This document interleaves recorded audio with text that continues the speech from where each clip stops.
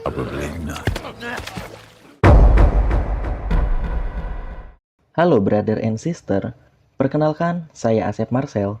Pada video kali ini saya akan ngadongeng sebuah film berjudul In Hell tahun 2003. Film yang diperankan oleh Jean-Claude Van Damme ini menceritakan tentang seorang warga Amerika yang dipenjara karena menghabisi pembunuh istrinya, serta perjalanannya mencari keadilan dalam kegelapan penjara. Langsung saja, siapkan udud, kopi, juga cemilan. Mari kita mulai.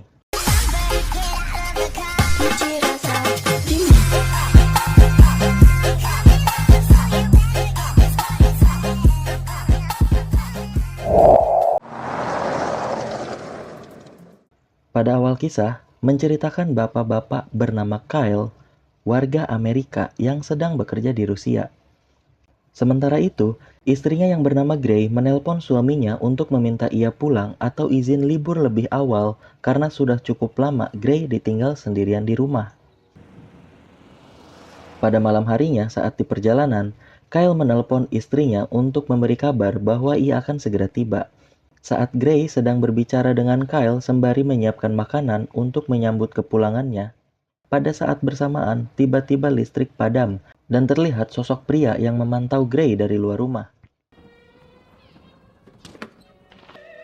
Setelah listrik dinyalakan, telepon pun kembali berbunyi dan Kyle mengatakan akan mengajak Gray untuk berlibur ke pantai. Kemudian pada saat tersebut masuklah si pria yang tadi sedang memantau Gray dan inilah yang terjadi.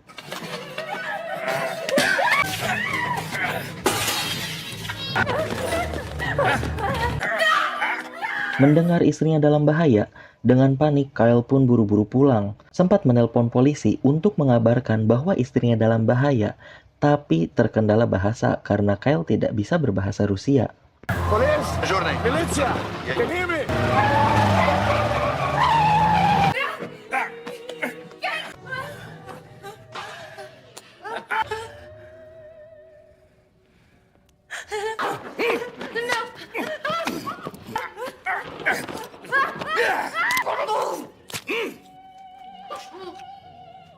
Sementara itu, karena terus melawan, Gray pun harus tewas di tangan si pria tadi, atau kita sebut saja si penjahat. Saat tiba di rumah, Kyle pun syok melihat istrinya sudah tewas, dan saat itu pula, si penjahat yang masih berada di dalam rumah memukul Kyle dengan guci, dan langsung melarikan diri.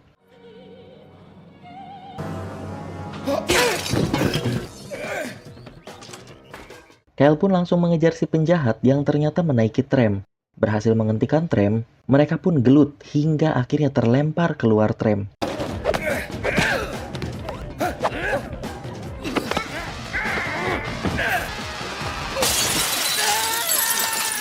Naas bagi Kyle karena ia malah tertabrak motor, serta si penjahat melarikan diri. Dan apesnya lagi, ada polisi patroli yang langsung menangkap Kyle karena sepintas terlihat melakukan kekacauan. Singkat cerita, di persidangan kematian istrinya, si penjahat dinyatakan tidak bersalah karena tidak ada saksi serta kurangnya bukti. Sementara itu, pengacara Kyle mengatakan bahwa si penjahat merupakan keluarga kaya raya yang mampu menyuap hakim. Apakah Anda puas dengan keputusan hakim? Tentu tidak, bukan? Kyle yang tidak terima pun sontak mengambil pistol seorang polisi dan menembak mati si penjahat di pengadilan.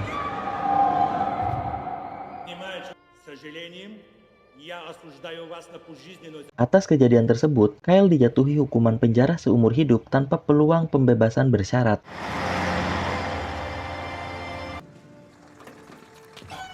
Nah, disinilah perjalanan Kyle dimulai. Di penjara bernama Kravavi yang dipenuhi kekerasan dan ketidakadilan. Perkenalkan, ini si Tuzbol. Ia merupakan mafia Rusia yang juga menjadi ketua geng atau sekelompok napi di dalam penjara. Ia memiliki privilege di dalam penjara karena mampu menyuap sipir demi keinginannya agar selalu terpenuhi. Ini adalah Jenderal Hrushkov. Si jenderal merupakan kepala penjara. Di hadapan rombongan napi baru yang baru saja tiba, ia memperlihatkan napi kabur yang berhasil ditangkap dan menggambarkan bahwa akan sulit bahkan mustahil untuk bisa kabur dari penjara ini. Kemudian si jenderal terlihat tertarik dan menghampiri salah satu napi yang bernama Billy Cooper.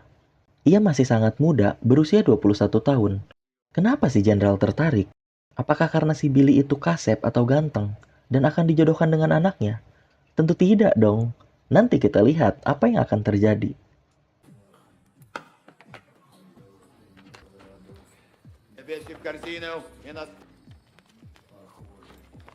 Pada saat sedang mengumpulkan barang serta pakaian, seorang kepala sipir, atau kita sebut saja Pak Sipir, meminta Kyle melepas sebuah cincin yang dipakainya. Kyle pun menolak karena itu merupakan cincin kawinnya, sehingga Pak Sipir pun memukul Kyle dan melepas paksa cincinnya.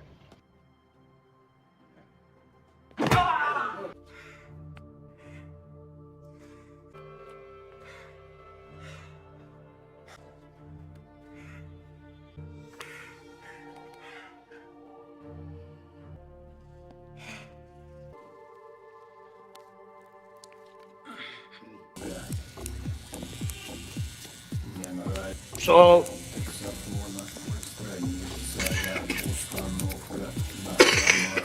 Pada malam pertama di penjara, Kyle yang sedang terbayang kenangan bersama istrinya pun melihat Billy yang dibawa oleh sipir.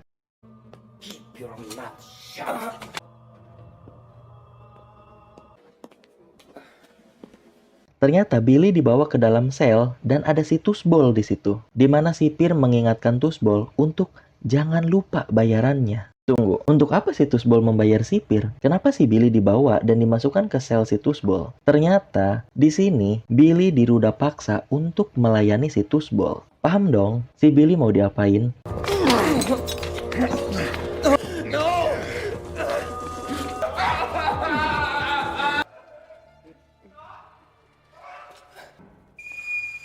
Keesokan harinya, saat para napi digiring keluar untuk kerja rodi, terlihat Billy yang masih di dalam sel bersama si Tusbol.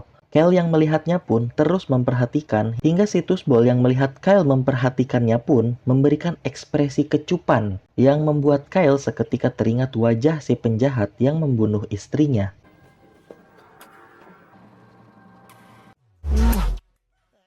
Akibatnya, Kyle pun sekonyong-konyong memukul si Tusbol hingga akhirnya mereka berkelahi.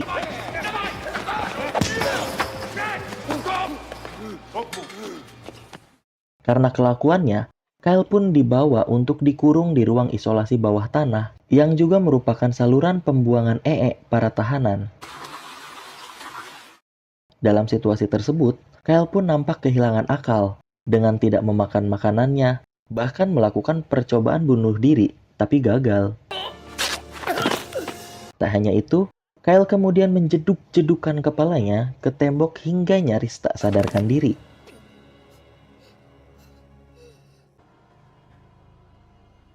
Kemudian ada seekor kupu-kupu terbang yang menghampiri Kyle, mengingatkan Kyle dengan kejadian ketika ada seekor kupu-kupu di dalam rumahnya dan si istri melarang Kyle untuk membunuh kupu-kupu tersebut.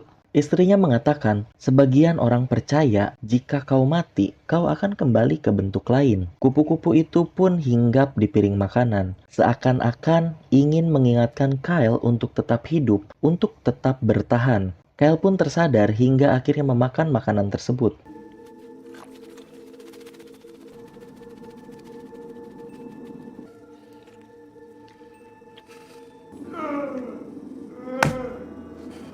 Kemudian setelah dikeluarkan dari ruang isolasi dan diantar ke sel barunya, Pak Sipir mengatakan kepada Kyle bahwa jika ingin hidup yang lebih baik, ada harga yang harus dibayar. Kyle disatukan dengan seorang napi bernama 451.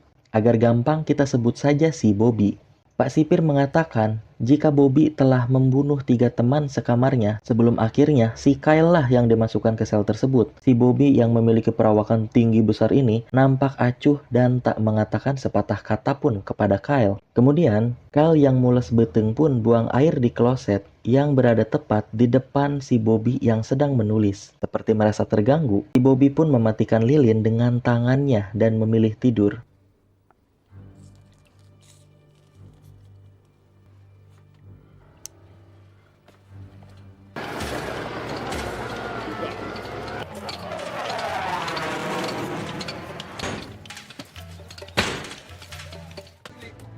Beberapa hari kemudian, terlihat kakak dari istrinya Kyle atau kakak iparnya Kyle datang menjenguknya di penjara. Ia memberitahu Kyle jika istrinya telah dimakamkan di lokasi sesuai permintaan Kyle. Ia pun mengingatkan Kyle bahwa ini Rusia. This is Rusia, brother. Kyle bisa membayar untuk mendapat fasilitas yang lebih baik di penjara. Jadi, di film ini menggambarkan bahwa pada saat itu di negaranya Marsha and the Bear, hukum masih bisa dibeli. Untung saja bukan di negara kita tercinta ini dong. Siang harinya, si Tussball melempar bola basket kepada Kyle yang ternyata malah mengenai seorang napi yang juga ketua kelompok geng di penjara itu. Kita sebut saja geng botak. Terjadi keributan antara si Tussball dan si botak, juga anggota geng mereka, hingga akhirnya dilerai oleh Pak Sipir. Sipir mengatakan, jika kalian ada masalah, selesaikan di Sparka. Go to Sparka. Apa itu Sparka? Jadi, Sparka adalah ajang pertarungan antar napi yang memiliki masalah dan ingin diselesaikan dengan cara baku hantam. Sparka juga jadi ajang perjudian para petinggi penjara dengan cara menjadikan napi sebagai petarungnya layaknya ngadu hayam. Kyle yang tak ingin kena masalah pun pergi dan tak sengaja bertemu Billy. Disitulah mereka pertama kali berkenalan. Billy menjelaskan alasan ia masuk penjara karena ia berkendara sambil mabuk dengan pacarnya dan menabrak sebuah restoran, hingga ia dianggap lalai dan divonis penjara selama 1,5 tahun. Kemudian datang seorang napi tunadaksa bernama Malakai. Malakai mengatakan ia melihat Kyle di koran dengan kasus membunuh seseorang di pengadilan. Ia juga mengatakan bahwa ia bisa menyediakan apapun yang para napi butuhkan, seperti udud, kopi, kacang-kacangan, sampo, sabun, bedak, gincu, dan lain sebagainya. Ia pun mengingatkan Kyle lebih baik membayar para napi daripada harus satu sel dengan si Bobby. Saat sedang tidur, Kyle bermimpi kejadian saat istrinya tewas hingga membuat Kyle mengigau.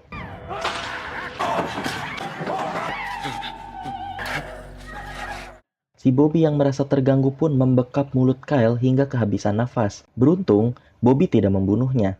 Ia tidak mengatakan apapun dan hanya memberi isyarat kepada Kyle untuk tidak berisik. Keesokan harinya, sebelum Sparka dimulai, Kyle memberikan uang kepada sipir dan meminta agar ia dipindahkan ke sel lain. Tetapi, sipir meminta uang lebih jika Kyle ingin pindah sel. Kyle pun nampak kecewa. Ia mengatakan akan memberikan sisa uangnya nanti. Kemudian, Sparka pun dimulai dengan dibuka oleh tarian para pria cantik. Terlihat si Bobby hanya duduk dan membaca buku. Juga terlihat para petinggi penjara menyaksikan dari balik jendela. Setelah para pria cantik selesai membuka acara, Sparka pun dimulai antara si botak melawan si Tussball akibat insiden bola basket. Meski si botak terlihat lebih kekar, tetapi ia tak berdaya menghadapi si Tussball, nyaris tanpa perlawanan. Si Tussball pun nampak menang. Meski begitu, ia tetap memukuli si botak sampai sipir pun menghentikan pertandingan.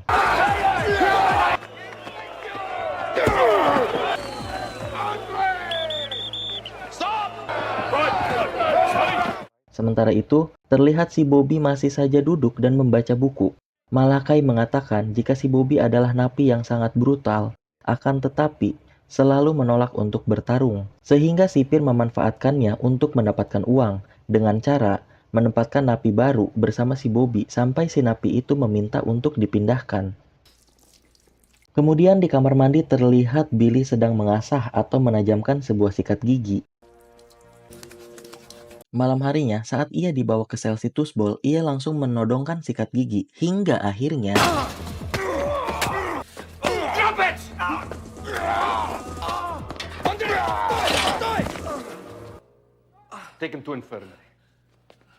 Keesokan harinya, saat sedang kerja rodi, Kyle dihampiri dan diganggu oleh anggota geng Tussball. Sempat dilerai oleh pengawas yang berpakaian tentara. Pengawas malah mempersilahkan geng Tussball untuk memukuli Kyle.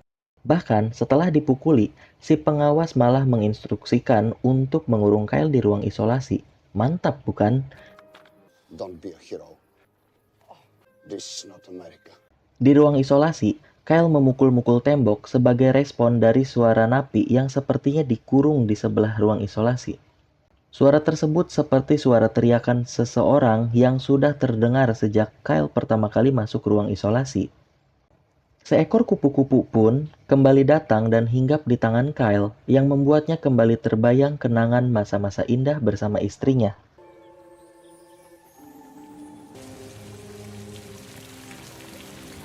Setelah kembali ke selnya, Kyle pun membuka buku harian Bobby yang bertuliskan, "Kebencian memberiku kekuatan, bahkan di saat tidak ada harapan. Besok adalah saatnya benci membuat hal-hal menjadi benar."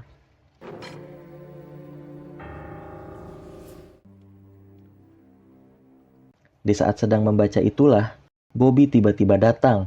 Kyle yang panik pun menyimpan kembali bukunya Bobby. Meski nampak kesal, beruntung Bobby tidak melakukan apapun terhadap Kyle.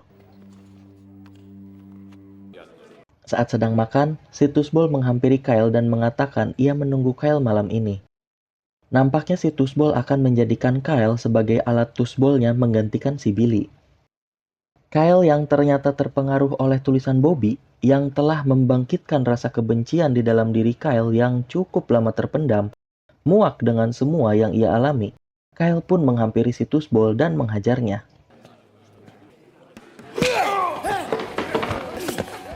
Meskipun pada akhirnya ia harus dikeroyok oleh anggota geng Tusbol, akibatnya Kyle yang baru bebas dari sel isolasi kembali harus masuk lagi ke dalam sel tersebut. Keesokan harinya, saat sedang kerja Rodi, terjadi sebuah ledakan ranjau. Hal tersebut dimanfaatkan Billy dan seorang temannya untuk melarikan diri. Naas bagi temannya yang harus tewas tertembak.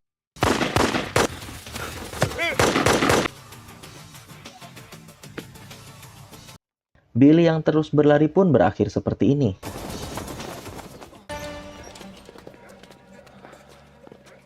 I give you chance, huh? You're more useful. Kyle yang seperti sudah lelah dengan semuanya pun sekarang nampak berbeda. Ia tidak lagi pasrah, apalagi sampai bundir. Melainkan, ia melatih fisiknya terus-menerus hingga akhirnya memiliki perawakan seperti ini.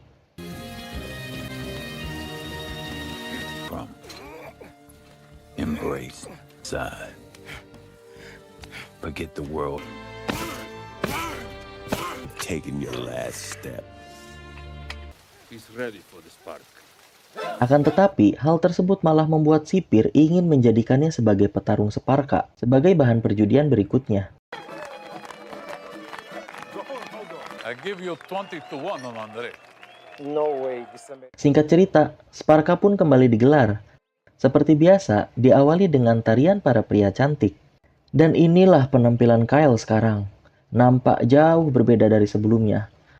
Pertarungan antara Kyle dengan si Tusbol pun dimulai.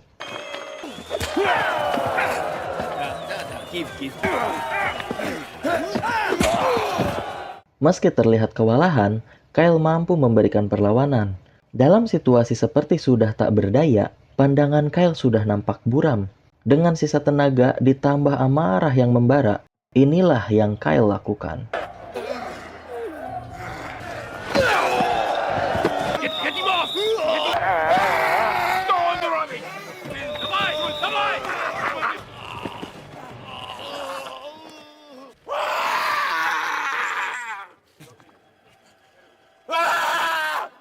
Semua nampak terdiam melihat Kyle menghabisi si Tusbol. Ya, meski cukup puas si Tusbol koit, tetapi pada scene ini sangat mengerikan melihat bagaimana Kyle membunuh si Tusbol tidak seperti manusia, melainkan lebih seperti hewan buas. Setelah dimasukkan ke sel, si Bobby pun berkata, "Perasaanmu enak bukan?" Kyle yang mendengar itu pun terdiam. Sipir pun kembali menjadikan Kyle petarung Sparka. Kyle tak hanya mengalahkan lawannya, ia bahkan menghabisi lawannya tanpa ampun. Hal tersebut tentu membuat para petinggi senang, karena memiliki petarung yang tak terkalahkan. Tak berhenti di situ, Kyle benar-benar dimanfaatkan petinggi penjara demi kesenangan mereka dan uang. Kyle terus bertarung dan mengalahkan lawan-lawannya. Dan pada saat lawannya, yaitu salah satu anggota geng Tusbol yang pernah mengganggu Kyle, terlihat sudah tidak berdaya, Kyle yang nampak ingin membiarkannya hidup pun diperintah sipir untuk menghabisinya. Ia pun menurut.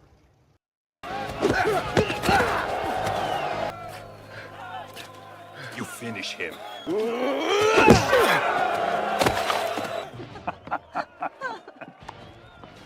Emosi, dendam, dan kebencian benar-benar telah merubah Kyle dari sosok suami yang penyayang menjadi sosok yang sangat brutal dan seperti kehilangan jati dirinya.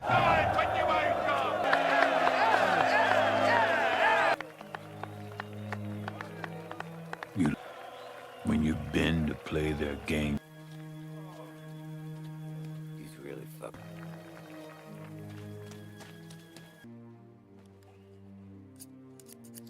Kemudian di kamar sel, Kyle yang nampak sudah tak takut lagi kepada Bobby menghampirinya.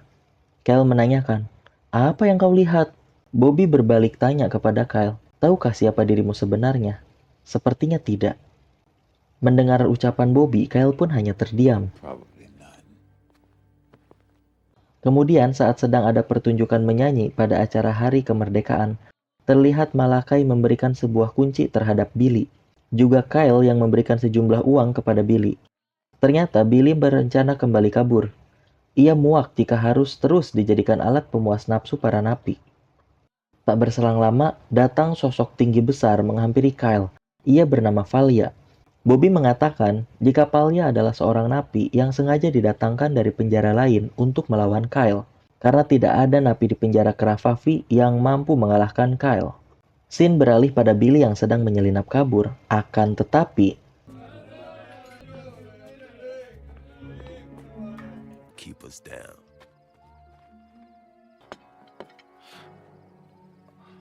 There is no escape.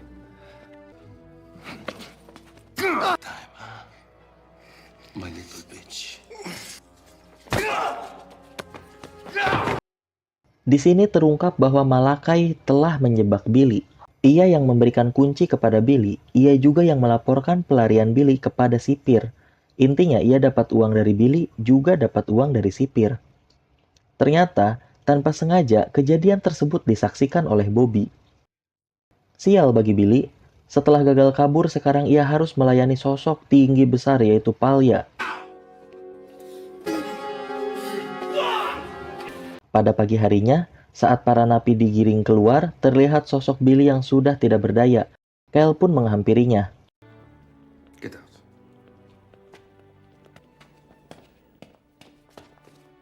Billy menceritakan kejadiannya bersama Valia. Ia memintaku menciumnya. Kuludahi wajahnya. Dia tak bisa memaksaku. Dan Billy berpesan kepada Kyle, "Jangan biarkan mereka merubahmu menjadi sesuatu yang bukan dirimu." Ternyata itu menjadi kalimat terakhir Billy sebelum akhirnya ia tewas setelah diruda paksa oleh Valia. Sparka kali ini menghadirkan pertarungan antara Valia dan Kyle. Tetapi kali ini terlihat berbeda tidak seperti biasanya. Inilah yang Kyle lakukan.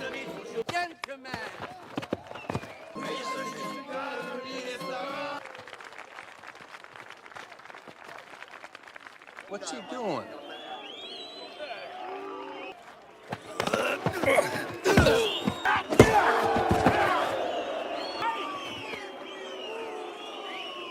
Kyle hanya terdiam nagok tanpa melawan. Meskipun si Valia terus menyerang, Kyle tetap tidak melawan.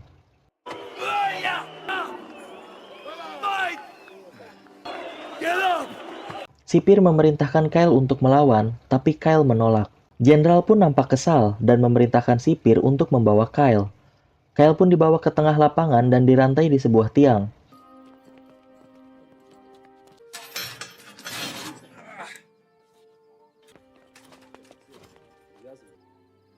Let me know when you're ready to fight.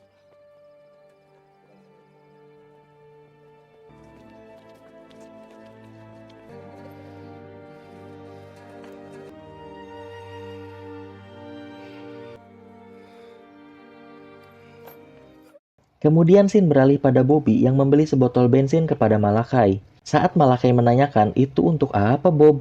Bobby menjawab, "Ini untukmu, dari Billy." Malakai yang sadar bahwa Bobby mengetahui perbuatannya pun panik.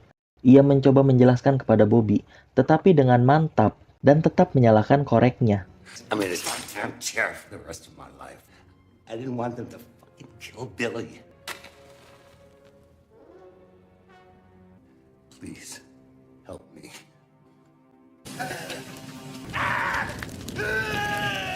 Dan disinilah diungkap bagaimana Bobby masuk penjara. Terlihat ia saat masih muda atau bahkan sepertinya masih remaja. Terlihat ia seperti akan dilecehkan oleh gurunya sendiri, yang kemudian ia membakar gurunya hidup-hidup. I finally realized the temperature is 451 degrees. Berhari-hari Kyle digantung, dari panas hingga hujan. Melihat hal tersebut, menyadarkan para napi bahwa Kyle sedang bertarung melawan para sipir dan para petinggi penjara yang hanya menjadikan para napi sebagai ladang uang. Hingga pada suatu ketika, anggota dari geng Tussball menghampiri geng botak untuk mengajak damai. Awalnya geng botak menolak, tetapi geng Tussball mengatakan, dengan bersatu kita menang. Menang melawan perintah sipir, kita harus melawan. Akhirnya geng botak pun setuju dengan cara tidak lagi mengikuti perintah sipir untuk bertarung. Victor!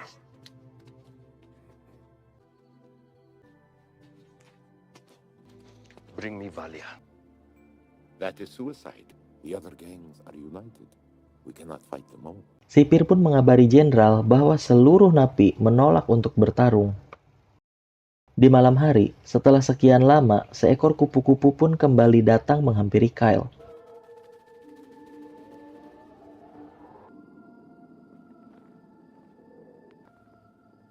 Where have you been? You forgot me. You lost everything when you forgot yourself. Di kantor, sipir dan jenderal berencana akan membunuh Kyle karena dianggap membawa pengaruh besar atas perlawanan para napi untuk kompak menolak perintah sipir. Kemudian Kyle pun dibawa ke klinik penjara. Disitulah ia seakan dihampiri oleh sosok istrinya dan mengatakan, "Kau kembali." Istrinya pun menjawab, "Tak seorang pun pergi selama ada seseorang yang mengingatnya." Setelah pulih, di hadapan para napi lainnya, Kyle sebagai contoh pemberontak akan mendapat hukuman dengan bertarung melawan napi bernama Milos. Milos ini merupakan napi isolasi bawah tanah, memiliki perawakan yang sangat tinggi besar, sehingga Bobby pun nampak seperti tidak ada apa-apanya. Semua nampak tegang melihat Milos, begitupun saya.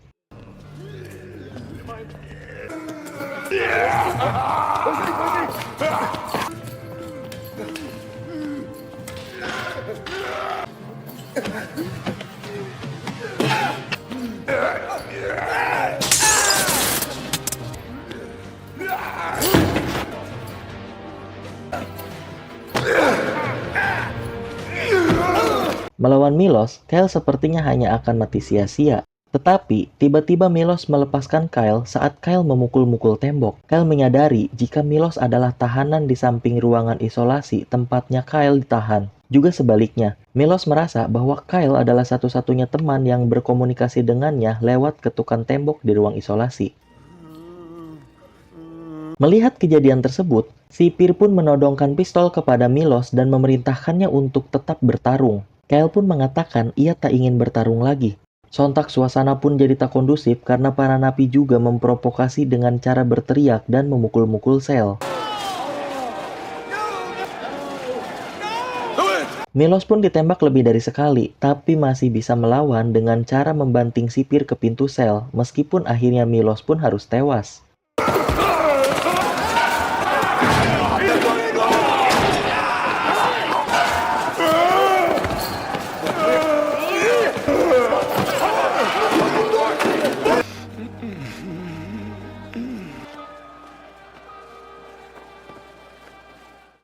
Suasana semakin kacau setelah para napi menerobos keluar sel. Diguyur hujan, situasi sangat kacau karena para napi berhasil merangsak masuk ke lapangan. Pada saat itu, Bobby dan Kyle menepi ke salah satu sudut penjara dan berbincang. Bobby mengatakan ia bisa membebaskan Kyle, serta ia juga meminta Kyle untuk membawa bukti kebobrokan penjara tersebut yang telah Bobby simpan. Bobby mengatakan bahwa jenderal akan membunuh Kyle dengan cara ditembak di luar penjara, yang artinya Kyle akan dibawa keluar. Bobby meminta Kyle untuk mau melakukan pertandingan Sparka satu kali lagi.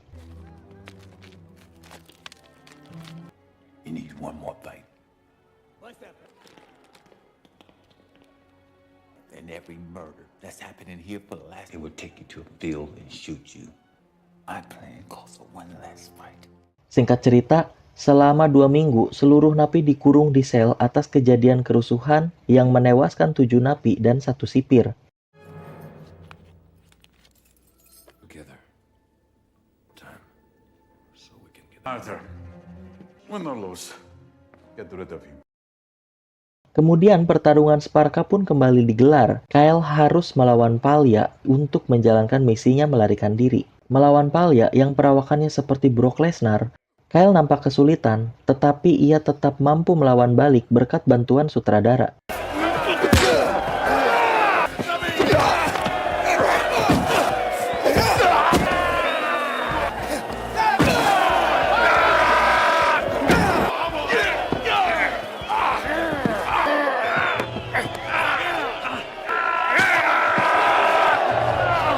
Saat Palya sudah terdesak, ia mengeluarkan sebilah pisau sehingga menimbulkan sedikit kekacauan. Kemudian Kyle pun berhasil menghabisi Palya sekaligus membalaskan dendam atas tewasnya Billy.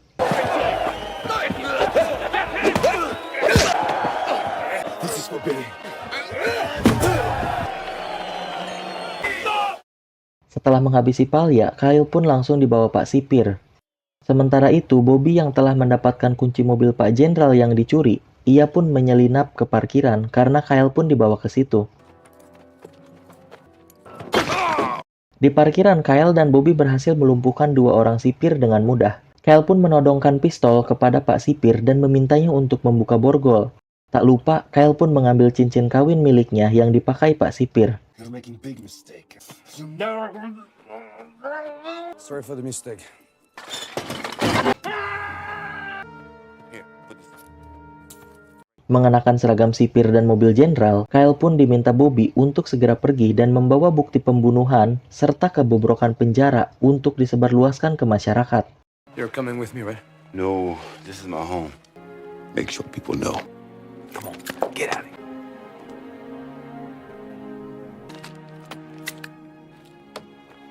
Akan tetapi, Bobby tak ikut pergi dan memilih tetap berada di penjara. Kyle pergi mengendarai mobil jenderal, sementara Bobby menyelinap masuk ke kantor jenderal dan langsung menghabisinya. In here. You talk too much. No! No! Sementara itu, meski terlihat panik, Kyle berhasil melewati penjaga dan keluar dari penjara.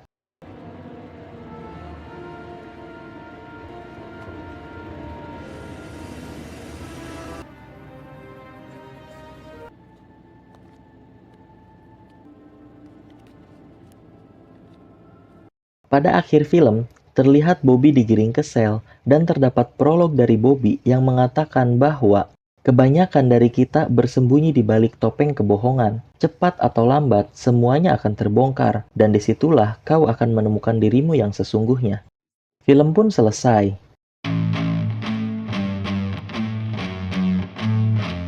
Oke, sedikit dijelaskan. Jadi di sini si Bobby atau tahanan 451 itu adalah sosok pendiam yang sangat membenci orang yang terlalu banyak bicara. Sedangkan menurutnya kebanyakan omongan itu adalah kebohongan. Banyak orang mengatakan sesuatu, tetapi melakukan hal lain yang bahkan berlawanan dengan omongannya sendiri. Terlihat pada awal film, Bobby menghabisi teman sekamarnya dengan cara memotong lidahnya karena banyak bicara. Tapi punten tidak saya tampilkan karena terlalu ekstrim ya scene-nya. Itulah alasan kenapa Bobby tidak menghabisi Kyle, karena Kyle tidak banyak bicara. Film ini tak hanya menampilkan kebrutalan yang menggugah adrenalin, tetapi alur cerita yang sangat masuk akal dan dapat diterima dengan cukup mudah. Terdapat sisi psikologi dari si tokoh utama Kyle yang menampilkan bagaimana ketahanan manusia menghadapi penderitaan, dimulai dari kehilangan istrinya, ketidakadilan, dan kekerasan di dalam penjara. Pesan yang bisa diambil dari film ini salah satunya adalah tentang keberanian dan kekuatan manusia untuk bangkit dari keadaan terburuk yang ia alami. Ini hanyalah spoiler film, disarankan agar menonton langsung. Saya rasa film ini mampu menyentuh perasaan dan juga adrenalin teman-teman sekalian. Oke, sepertinya sudah untuk video kali ini. Saya Asep Marcel beserta tim mengucapkan banyak terima kasih. Kurang lebihnya mohon maaf. See you in the next video and goodbye.